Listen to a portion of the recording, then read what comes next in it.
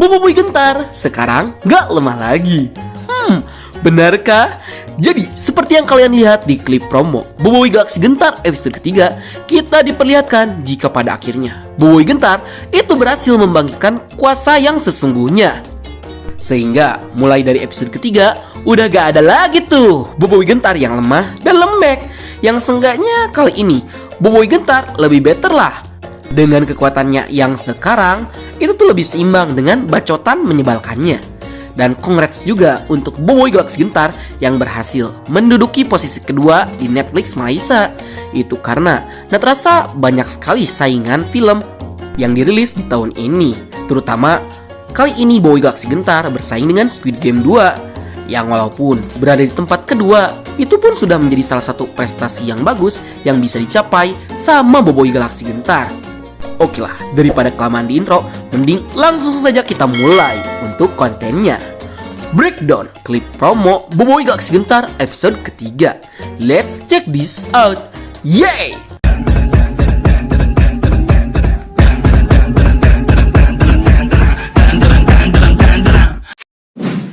Scene dimulai dengan Quali yang kegirangan mengetahui jika Boboiboy Gentar akhirnya memiliki kuasa.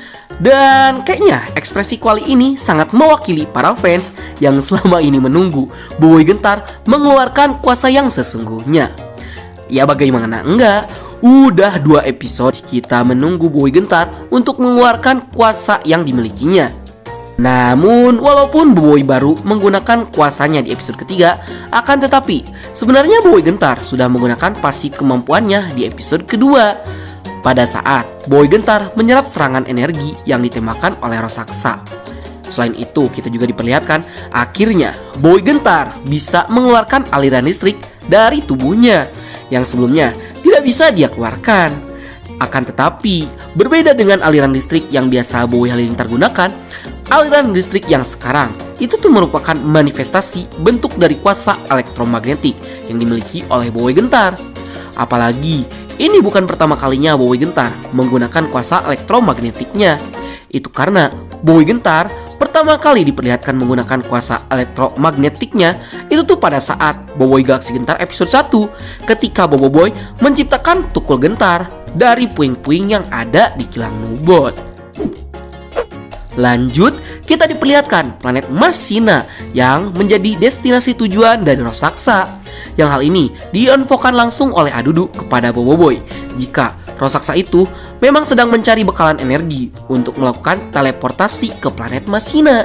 Mungkin sebagian besar dari kalian berpikir, kenapa raksasa tidak langsung teleportasi aja ke planet Masina? Ya, itu disebabkan karena raksasa yang tercipta dari berbagai jenis robot yang berbeda-beda. Tentunya ia memiliki energi yang terbatas juga. Apalagi untuk mempertahankan transformasi raksasa, pastinya kode bot membutuhkan energi yang cukup banyak juga. Sehingga hal ini yang menjadi alasan kenapa raksasa sering menggunakan serangan fisik ke Boboiboy Gentar ketimbang serangan energi. Itu karena energi dia aja terbatas. Ya, jika dia sering menggunakan serangan energi, pastinya itu akan menguras bagian energi yang dimiliki olehnya. Ditambah dengan diungkapnya tujuan raksasa sekarang untuk mencari bekalan energi, ini menjadi kesempatan terakhir bagi Boboiboy dan kawan-kawan untuk menyelamatkan Ochobot dan Probe. Itu karena ketika Ochobot dan raksasa berhasil teleportasi ke planet Masina, Boboiboy akan semakin sulit untuk menyelamatkan Ochobot.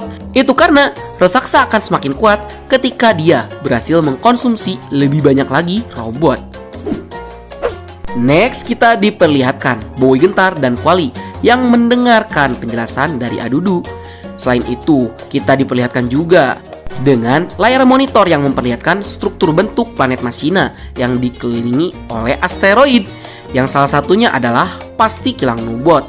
Dan kita juga diperlihatkan jika planet Masina memang didominasi dengan penduduk yang merupakan robot, sehingga selain mengancam para penduduk di planet Masina, raksasa juga akan semakin kuat dengan mengkonsumsi para penduduk. Sehingga nanti level ancaman dari raksasa ini bisa menjadi ancaman bagi galaksi. Itu karena jika raksasa sampai mengendalikan seluruh planet Masina, ada kemungkinan raksasa akan menghancurkan planet yang lain dengan ambisi errornya. Next, kita diperlihatkan Adudu yang sedang berusaha memancing raksasa, yang sepertinya Adudu kembali terpaksa bekerja sama dengan Boboiboy Gentar yang dianggap sudah tidak berguna.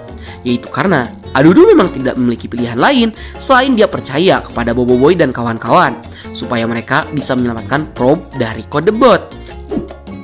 Selain itu, kita diperlihatkan raksasa yang berhasil terprovokasi dan melancarkan serangan laser kepada Adudu dan Gopal.